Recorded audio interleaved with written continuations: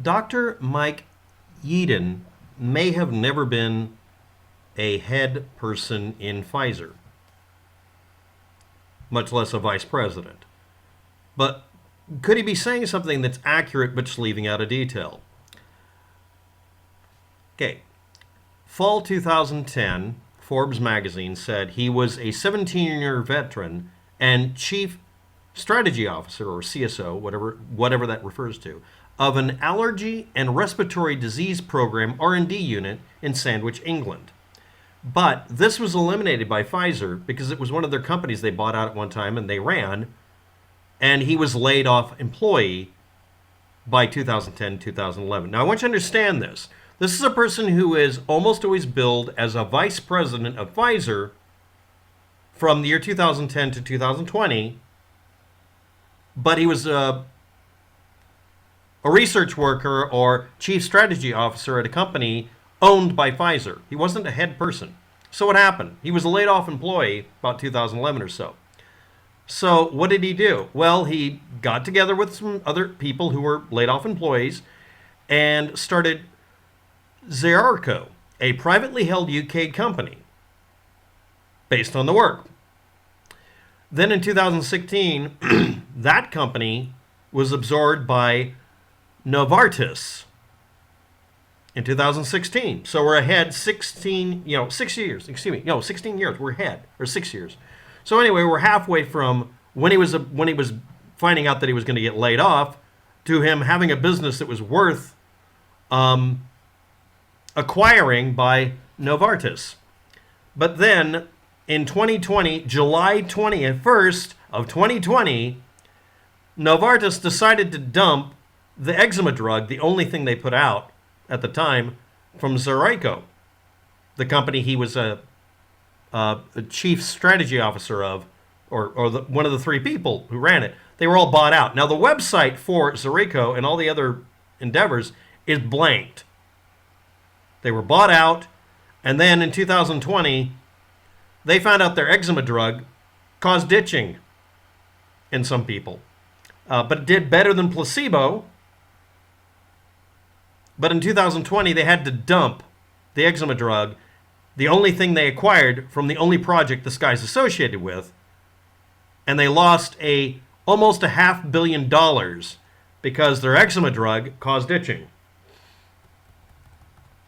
This was the only contribution from the company that he built that went into anything, and it cost them $485 million that they tried to hide on the back pages of their ledgers for the year. There isn't any record of him being the vice president of Pfizer as a company, a very well-known name.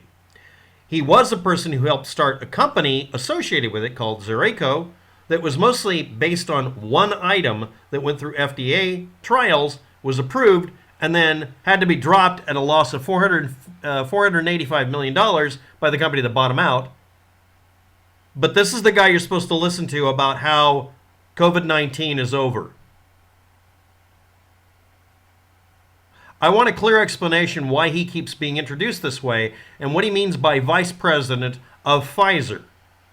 I want to see his entire dossier. I don't believe this guy because I just don't believe him because I don't have to. But then again, I have to say this very simply.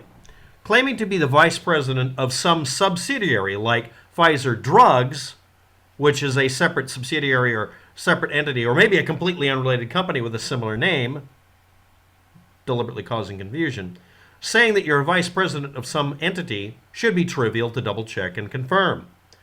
I can't find any listing concerning his entire history from that day forward that shows that he became a vice president of the company called Pfizer. I can't. I mean, I'm sure he has some proof of it, but all I find is he started a company called Zeraico that was bought by a company called Novartis that ended up losing $485 million on a product they produced to treat eczema that caused people to have itchy skin while having eczema. That's a 10-year period of time that he's associated with. Now, I'm sure he was the vice president of some company someplace. And I'm sure he has time and date stamps and specifics. But then again, every time I look up the subject matter of people who are COVID-19 denialists who claim to be a higher up in some medical company, when I look it up, they worked at Jane and John's Burgers or something. They don't provide proof of this. So I want someone to provide me a corroboration for his apparent assertion that he was, second or third in command at a company called Pfizer. And which Pfizer? And if this is the one we're talking about. The only connection Pfizer has is that he worked at a company that was started by them to do R&D on respiratory diseases and allergies.